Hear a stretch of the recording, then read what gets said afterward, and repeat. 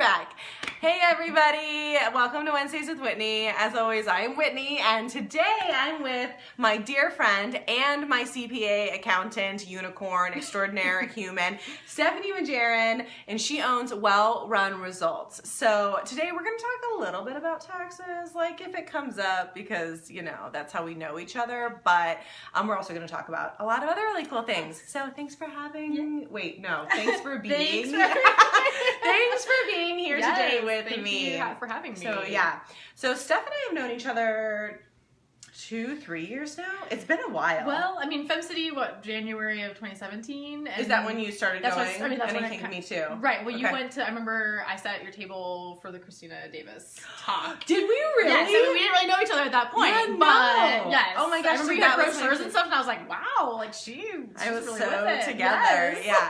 So again, another FemCity connection Yeah. that's just grown into, like, we've been working together now for a couple years. Yeah. So Stephanie was like, I do taxes. And I was like, really? Because one of the things that, I mean, as any creative, there are very few creative entrepreneurs that are going to be like, yeah, I got my QuickBooks down. Right. That's not a thing. No. So when you and I met and like really started talking about taxes, I was like, so it's a mess. It's just a big mess. And I don't even think I wasn't invoicing through QuickBooks at the time. I don't think so, no. And I remember we were looking through it and you were like, oh, I'm still paying for Spotify? Like you had no idea. I didn't know. And these are the things that, like, as our conversations have like grown and matured and I've gotten my stuff together, like, I just think that that's something that you have like really brought into my life is like structure around my finances. Right. So Steph and I really hit full gear in 2018 because my goal for 2018 was to make sure that, like, I knew what was coming in and what was going out every single month. Right. And like, that's a huge task. Yeah, it is. Can you talk a little bit about what goes into making sure that that happens? Yeah, I mean, I think a lot of it is just, keeping track of how you're spending things and where you're spending it. And if you're not using QuickBooks or something like that, it's really, really difficult. We were just talking off camera about how people don't always use just one account, and then it's really hard to keep track of what you're spending. Or like using a personal account to run your business out of. That was the first thing when I knew I wanted to start a business. The very first thing I did was get a separate credit card and get a separate bank account. Because I was like, I don't have enough like self-control for that. Right. Like, I need separation. Like, I have enough problem when I walk into clothing stores. I don't want my business bank account attached to that. Right, and you don't want your accountant like having to deal with that. I had another client that when I dove into their QuickBooks a little bit, they were in a line of business that uniform could make sense. So clothing, I'm like, okay, we can probably deduct that. But I look at the line items. And I don't know, does a landscaping company need stuff from Victoria's Secrets? I mean, maybe. They need to be comfortable. I guess. And you're like, well, that's probably what... I know, I tried to get... That's personal. I tried... That is really personal. I tried to get my massage deducted. Yeah. It turns out I can't. I know. I like the theory behind it. But I feel like it's necessary for my overall well-being. Oh, I have a lot of things like that. I think as entrepreneur, this should be deductible. Yeah. If you want to be successful, you need these things. Exactly. So that's a lot of the conversation. This is like a very surface level conversation about some of the deep dives. Like, we changed my tax structure so that I was doing more throughout the year, so I wouldn't have this huge bill at the end of the year. That I like predictability, and I like to be able to, like, okay, what do I need to make every month? Like, I know what I'm paying people, I know what I can pay myself, and I know what's going to taxes every single month. Yep. And that was such a huge relief to me. Yes. Now, some people like to hang on to that. Like, that's not for me. No. And so I think what you're really great at is saying, like, here you are as a human.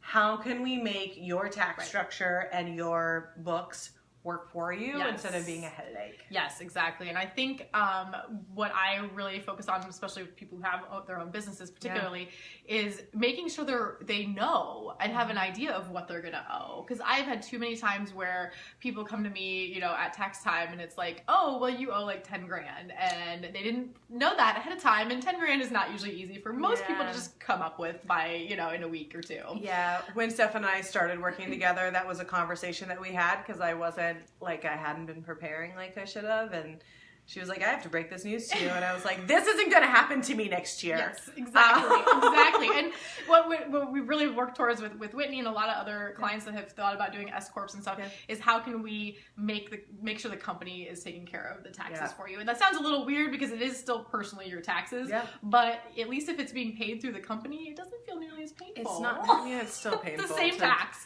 It really is, but it comes out incrementally. Yes. So that's been revolutionary for me to just feel some sort of control in my business financially and be able to make some plans and budget.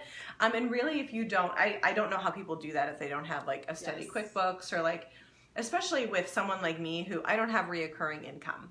So it's great. Like my biggest like business jealousy is people with reoccurring income, right? Which I'm like working on in some aspects, but you know, the bulk of my business is really month to month. So I have to know my goals, and like we talked a lot about that. Like how do you plan for this? Right. So all of those really fun conversations. So you just recently, so you've been a CPA, but you've also been at Simpson, and you recently made the leap to full-time. Right. So tell me about that transition, why that happened. I mean, we're all very grateful because we get you more, but what happened there? So when I decided to go out on my own, I formerly worked for my dad full-time doing tax and things of that nature for him.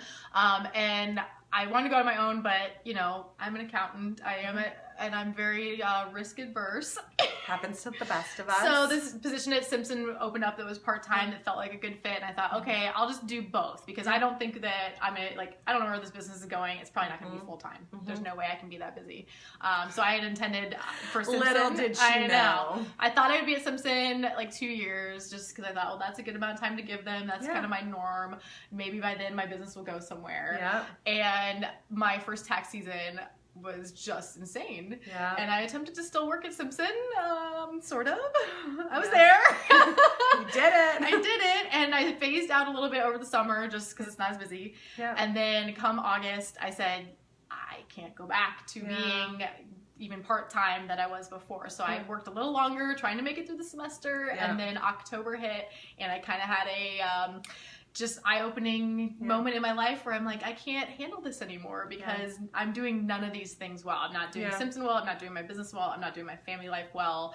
Something's got to give. And I really kind of focused and thought, where is my heart leading me? And it was not at Simpson. That was just not, it was fine. I liked the people I worked with and what I was doing, but I didn't see a long-term thing there, whereas my business was really just exploding. And you're in such high demand, and I think the thing that I love about Steph is that, like, she just like brings so much you bring so much energy to the table, and like I appreciate that because I'm a high energy person, and you also talk about accounting in a way that I can comprehend. Right. Because you really have to dumb it down for me. Like, I need basically I just need to be told what to do. Right. And by someone I don't trust. really think about it as dumbing down. I just think of it in, well, I mean, it's more about like using terms that like normal people understand, you know? I mean, I guess I'm just good at that.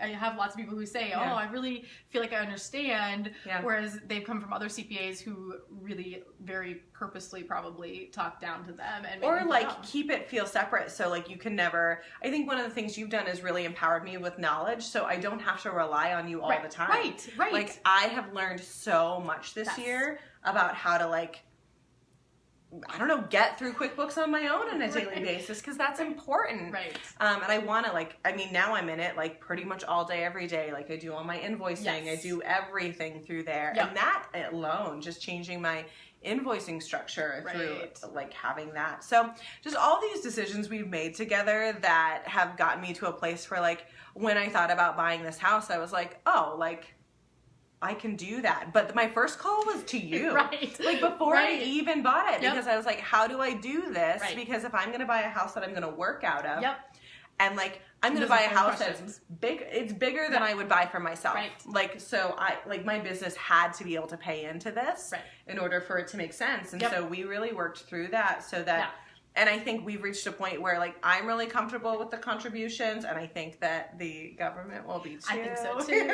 So that was exciting, but it was really hard. It was, and there's lots of obviously fun tax law to look into and cases and things like that. And didn't you do some research on my garage? Oh yeah, totally. yes, because she was like, "Why have this extra garage and stuff?" And I said, like, "Well, is that I know I would have loved studio? to be able to, but if you had used it as the studio, well, then right, yes. right But now as a there's car a ping pong table in there, so I don't think that. Right. Well, we were thinking originally for like your employees used a park. Yeah. Is that counted? And it was like, well, no, it has to be used like as a if it was the business was housed there. Yes. Then yes. So if anybody out there is thinking that, that's are how options. you do that. So I love it. So tell me, what are you looking forward to in 2019? You're going to be full-time, well-run results. Yeah. Like, what's happening?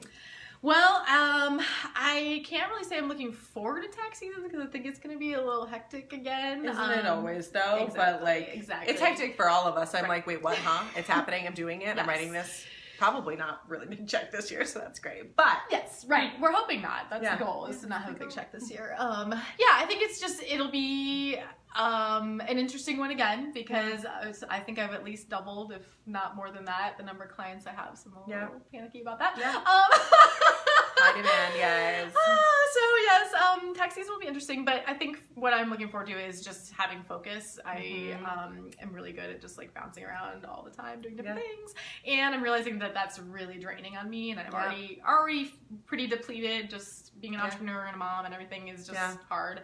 And so if I can at least just say, okay, here's my focus. Here's what I do. Get through things. Like tax season will be hell no matter what I do, and just use it as a learning time, and figure out what my focus is, and maybe have to weed some things out after tax season. Well, and you like learn, the first couple of years that I owned Ivory House, I was like, okay, like this is, I was just learning the do's and the don'ts. And then as Emily and I started brand launch this year, we went through that again.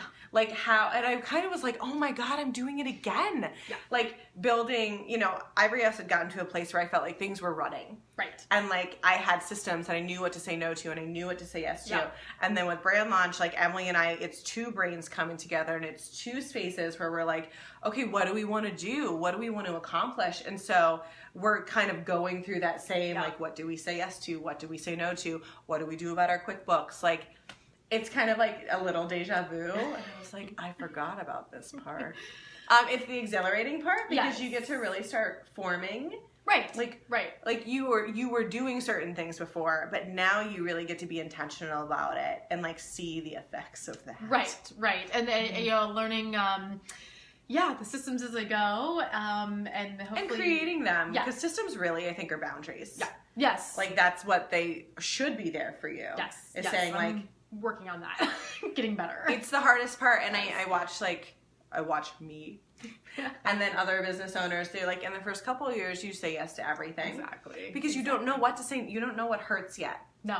And then when you find out what hurts, you run far. You cut it. And you're like, no, I'm not going to do that. No money in the world is worth that. Right, exactly. I have had many of those situations. I had two from last year that never paid me for the taxes. And those are the things where, like, when you find out, like, first of all, you get burned, and then you can, like, trace it back to, like, okay, what did I do wrong? Right. Like, how did this go? Yep. And I think that that's the thing that I encourage business owners to do is like, okay, you had a bad client interaction. They didn't pay you. They did something. There's a million reasons that this could go wrong. Yep.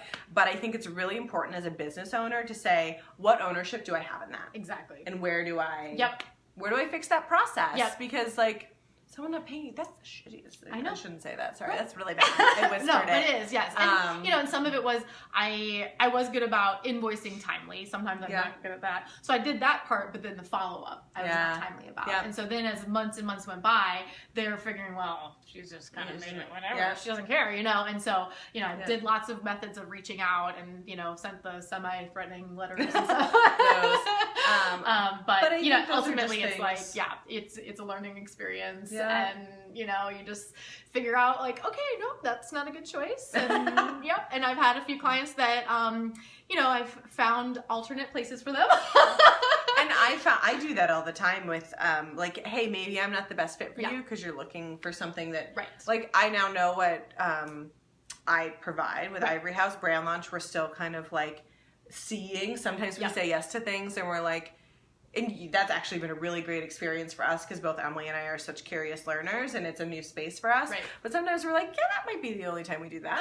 Cool. Like that's kind of what I would say about my teaching experience right now. That might be the only time. So if we could leave our watchers with one, so you own your own business, what is one big tip that you could tell, like if you're not doing this, do this, this is the thing?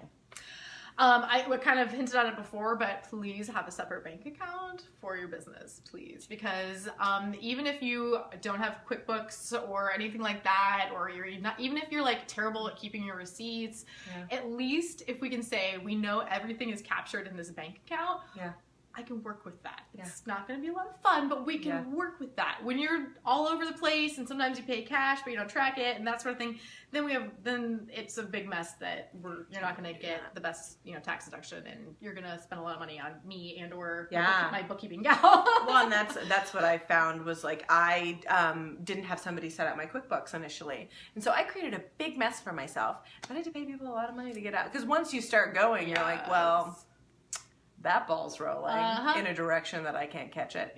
So awesome. Uplifting. Tax season is on its way. Are you currently accepting new clients?